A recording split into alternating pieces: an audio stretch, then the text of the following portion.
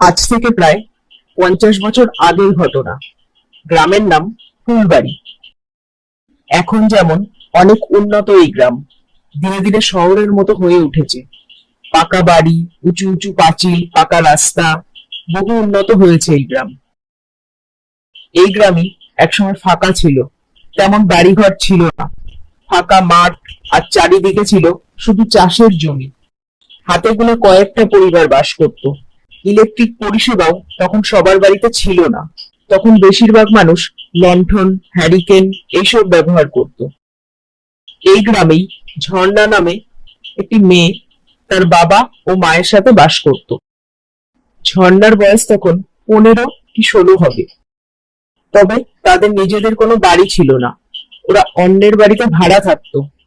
বেশ ভালোই দিন কাটছিল।